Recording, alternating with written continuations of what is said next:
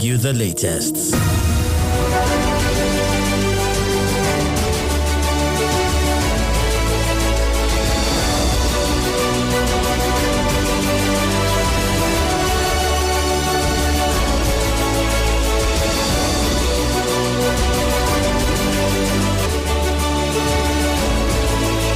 And now the news in full. Southwest Youth Parliament has asked President Bola Tinubu to consider Halimat Adenike Tejosho as a replacement for the suspended Minister of Humanitarian Affairs and Poverty Alleviation, Betta Idu.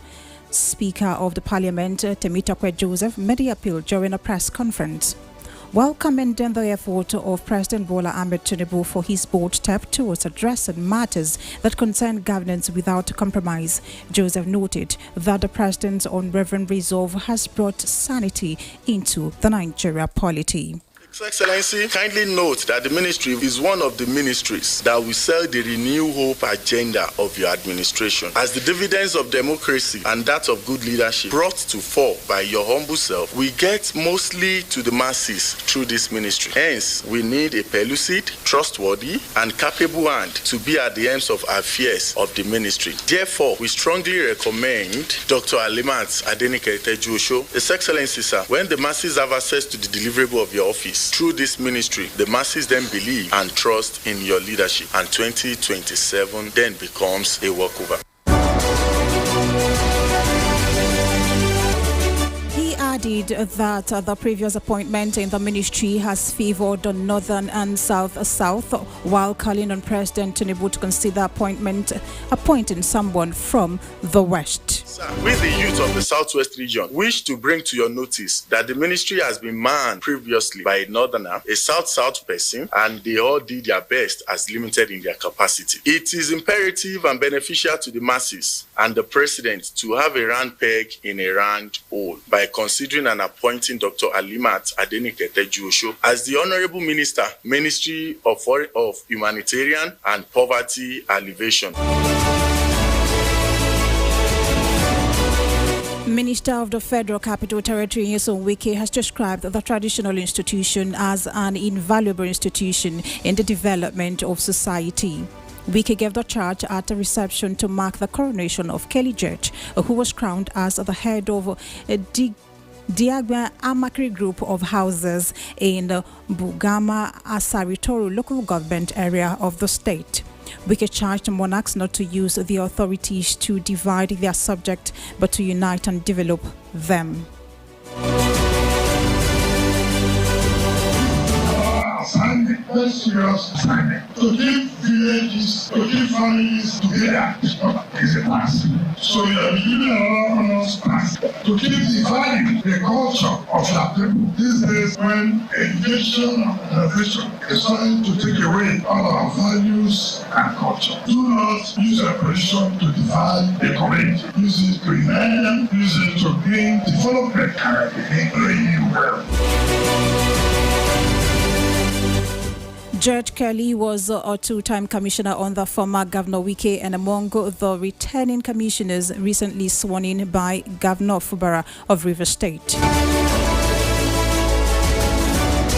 A senior advocate of Nigeria and human rights activist Femi Falana has called on stakeholders in the education sector to ensure the federal government abides by the Nigeria Constitution following the lawsuit against the federal and state government over out-of-school children in Nigeria. Falana, who spoke on Rapid 96.5 FM Flasher program Standpoint, noted that his suit is in line with the child right law. Stakeholders is to ensure that we compel the government to comply with the provisions of the laws, the relevant laws on education. And I'm not just talking of the compulsory free universal basic education act alone. We're also talking of the child's right law, which every state in Nigeria has adopted and enacted. And under that law, it is equally provided that the government shall ensure that every child is educated free of charge from primary to junior secondary school.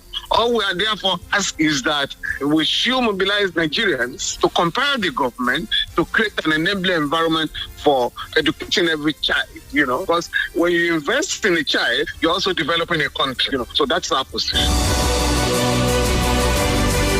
He also stated that government should be blamed for not creating an enabling environment for education to thrive in Nigeria. The government will be blamed. Should be blamed principally is that it is the duty of the government to enforce the law with a view to building schools and providing an enabling environment and recruiting enough teachers to ensure that the children are registered in school and are made to attend school. And also, even for primary school owners, we have made it clear to them they are entitled to pay some refund from the government. Since every child is entitled to free and compulsory education from primary to junior secondary, so they are supposed to work out with the government what should be paid to every school by way of rebate, since they are also contributing, those private schools are contributing their quota to the development of education in the country.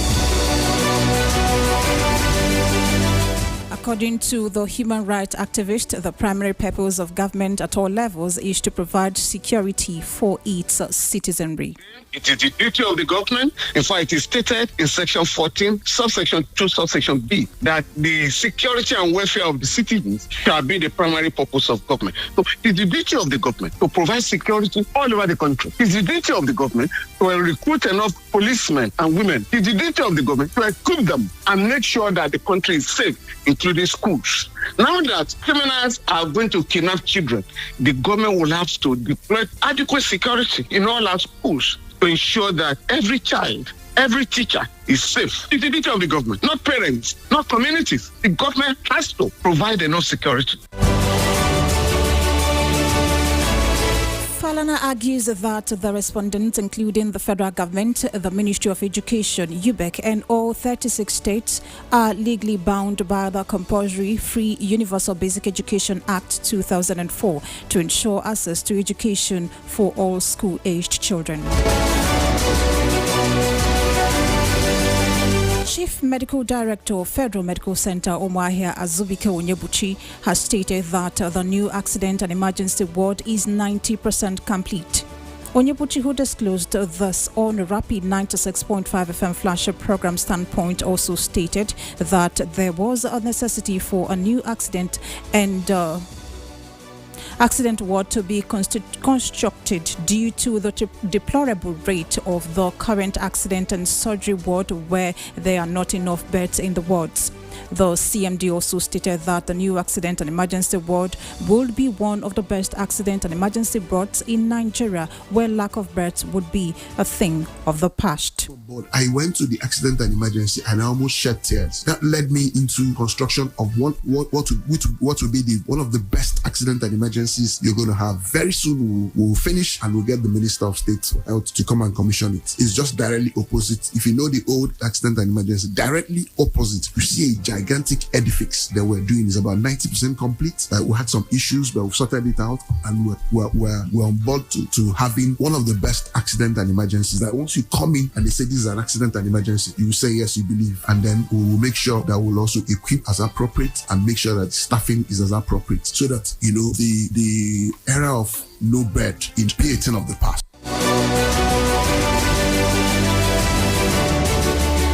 Imo State Police Command has continued to assure more efforts to community policing to ensure the lives and property of citizens are secured. Speaking with the police public relations officer Henry Okoye, said community policing is the only way to help tackle insecurity issues ravaging the state, while buttressing the need for citizens to always give information in and around their environment so as to make Imo a safe place. I'm pretty sure there are people that will be kidnapped and the victims will hold them for 1 month, 2 months before they release them, because they know the police or security agencies are not coming after them. They are sensitive to, they knew we are coming after them. We played our own role. But in most cases, it's very easy to condemn or to cast aspersion on the police, most especially when we don't hit major breakthrough. I'm pretty sure it's not easy. Nobody's finding it easy today in Nigeria with the kind of economy that we're having today. But we are still making efforts. And I'm pretty sure that we are going to arrest all the hoodlums. When asked about that, former SND Samuel Ohiri denied that the police did not rescue him from the kidnappers' den, stating that the Imo State Police Command did all within its powers to make sure it was a successful operation with other sister security agencies. His Royal Majesty Eze Ohiri that is the former Eze-Ibu, was abducted, the Commissioner of Police immediately deployed the command's tactical team to go all out in synergy with other sister security agencies in Imo State and hunt down the hoodlums that are responsible for this attack and possibly rescue Eze-Oriri. I made a press statement with respect to that the very day he was kidnapped. And I tell you, we have made some arrests. We've arrested like 2 suspects who we are actually investigating, which up till now we are still investigating them. They've given us information. But in most cases, if you are doing something, the fact that you've not gotten the desired result, you've not hit the major breakthrough, it doesn't really mean that the police did not play any role.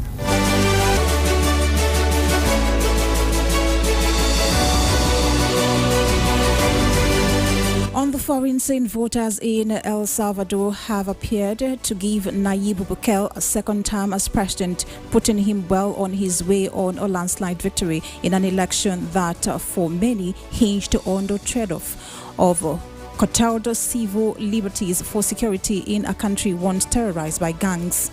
The Supreme Electoral Tribunal said that with ballots from 31% of polling places trailed, Bukele had 83% of votes, far ahead of his nearest competitors, 7%, for the lefty's Fabarundo Mati National Liberation Front.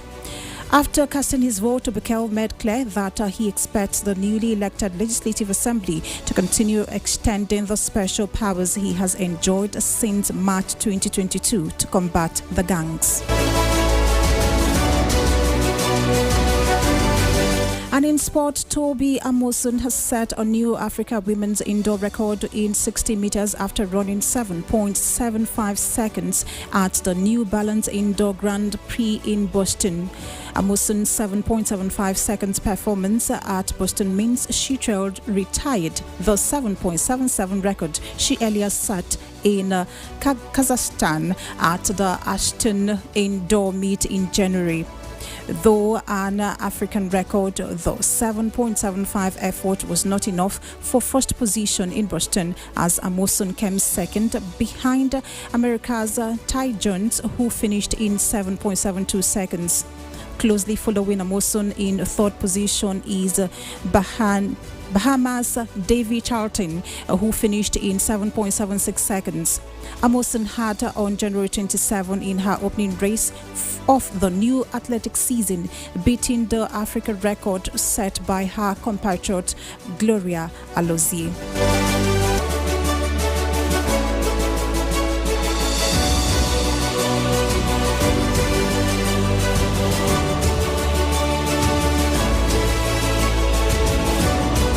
Before we go, a recap of the major stories. Youth group drums support for Halimata Adeleke as a humanitarian minister. Imo State Police Command insists more efforts on community policing will help secure lives and properties of citizens in the state. On the foreign scene, we told you that El Salvador Nayib Bukele re-elected as president in landslide win.